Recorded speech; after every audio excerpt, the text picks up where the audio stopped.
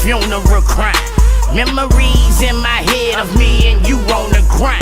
Put my nigga down in ash. May his soul rest in peace.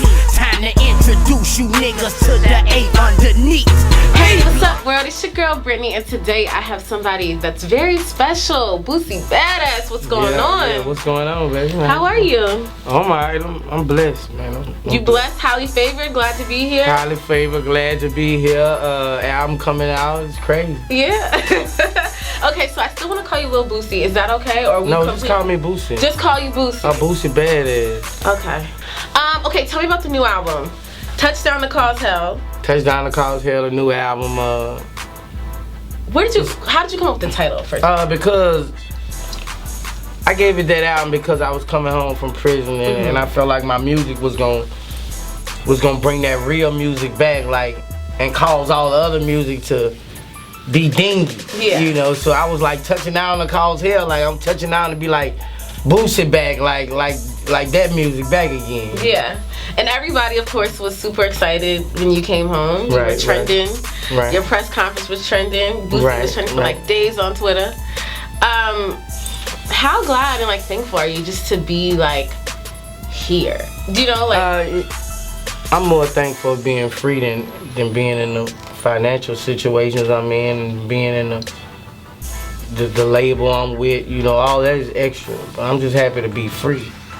You know, with my talent, as long as I'm free, I'm straight. But I'm just happy to be free. You know, I can hug my family. I can take my kids to school. You know. Yeah.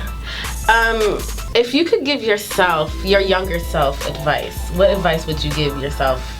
Back then? Yeah. Like now, if you could talk to yourself as a younger person, a young adult, what would you tell yourself?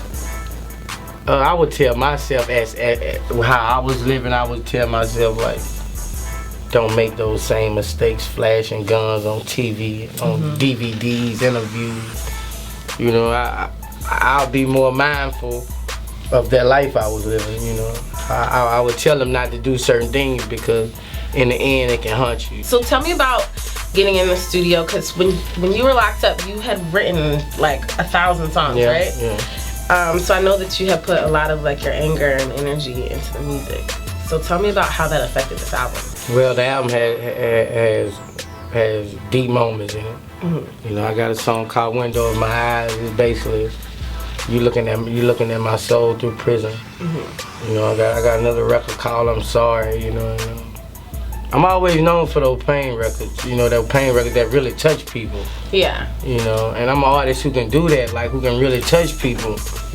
And, you know, like a lot of artists can make you dance and jump and stuff, but like a lot of artists can't bring tears to your eyes. And that separates me from a lot of artists, I feel like. I touch my fans a little more than another artist would touch them. How has like being incarcerated kind of affected your like opinion of like the justice system and like the prison industrial complex, and kind of how a lot of the times kids, especially in the inner city, are kind of funneled from school to the prisons through the way everything is set up in the systems? It all starts with the states that's, you know, prison orientated. You know, well, yeah, Louisiana has the most locked up people, right? Louisiana has the most locked up people in the world, and we go to prison, we still pick cotton, and we still got the chain gang down there. That's what, like the shit you saw in Life when people chained up all down there. We pick our own food to eat. You know, like it's real in Louisiana. You gotta get 3 strikes law. You got over 600 people got life sentences, and it's not violent crime. Yeah. You know, it's 3 strikes. You know, I was in there with a guy who got a life sentence for stealing a lawnmower. Another guy got a life sentence for picking up a chain in a pawn shop that somebody dropped. Stolen property, 3rd offense, life sentence. So it's cruel where we are. Yeah. And how important do you think it is, I guess, for people? Because really the only way to really change this kind of stuff is through kind of politics. And I know a lot of people don't like to get involved in the messiness. It's like, oh, these politicians, they all suck, to be honest, right? So you find yourself always picking the lesser of the evils. But how important do you think it is to try to lobby and get people together to kind of change these laws? Because it shouldn't be 3 strikes, you're out for any little offense that you do. It should be. I feel like that's up to the people who got the power to do it. I might be a guy. I feel like I'm somebody who people will listen to. Yeah. But I'm so focused on me and my family right now, and with what I got going, you know, I can't be the forerunner for that at this moment. Mm-hmm. You know, cause my family first right now. You know. Yeah. So I was recently listening to the Barter 6 album with Young Thug, and you and T.I. went the fuck off on Can't Tell. How did you kind of link up with Young Thug? Just hitting Young Thug. Me and Young Thug be hiding at each other from time to time. They was in the studio. Like, where you at? You know, I live in Atlanta, so I'm pulling up right now. So we just pulled up. They playing a record. Man, let me get on that record, man. That's just how it is in Atlanta. Everybody about music, man. And you might be driving around the corner and get on the record with anybody. And that's what I'm about, making music. Yeah.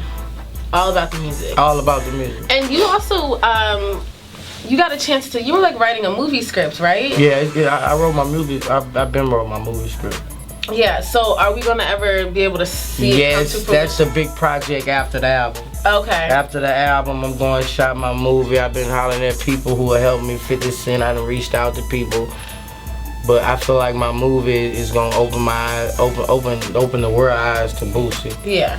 You know why they were saying free Boosie. It's just hard. It's my life. Mm-hmm. Now when I want people to see it, and I just feel like so many people understand when they see it. So I'm definitely going to theaters with it and try to make it real big. True. You reached out to 50? Yeah. Oh, what advice, or did he give you any feedback on like how to go about? Basically, you know, I just turn on Netflix. I see 50 all the time. You know, I'm a street dude. I'm just going with what I see, who I feel like can walk me in, and it's basically with 50. I'm straight up with him, man. Shit, what can you walk me in there and get? You know, I'm a street dude. Yeah. Anybody walk me in there, if you get me something nice, you gonna get something too. So, like, what are some things that you're looking forward to this year? Well, this year I'm looking forward to reaping the success off my album. Mm-hmm. Going in production with my movie. Building my label, Badass Music Syndicate. We just dropped a mixtape a couple weeks ago. It's on iTunes, every ghetto, every city, volume 1. Building my label, building me at least 4 or 5 stars on my label. Mm-hmm. Basically the clothing line. I'm in talks with a tobacco deal right now. And basically just making it bigger than music. Mm-hmm. How are you and Webby? When was the last time you talked to Webby? I talked to Webby about 2 weeks ago. Okay. What's y'all conversations be like? I know they be funny as hell. Yeah, they be funny. Cause Webby crazy. It's like he talking to y'all, he talking to me. Yeah. So it be crazy. I just call him and check on him. If I don't hear from him in a week or 2, I call him and check on him. You be like, nigga, what you doing? Staying out of trouble, right? Yeah, stop that, boy. And you also have Chris Brown on the album. Who else do you have on the album? Well, I got Chris Brown on the album, Rich Homie, Young Thug, T.I., Keisha Cole, Webby. What up, it's your boy Boosie Badazz. New album in stores, May 26th. Touchdown to cause hell. And you watching Globalgrind.com. Yeah. The Eggplant Friday whole page. Yeah, people are deleting it. You probably like, what the f? I need this for Chris. And at first we were like, nah, hell no. We keeping it. This is our song, you know?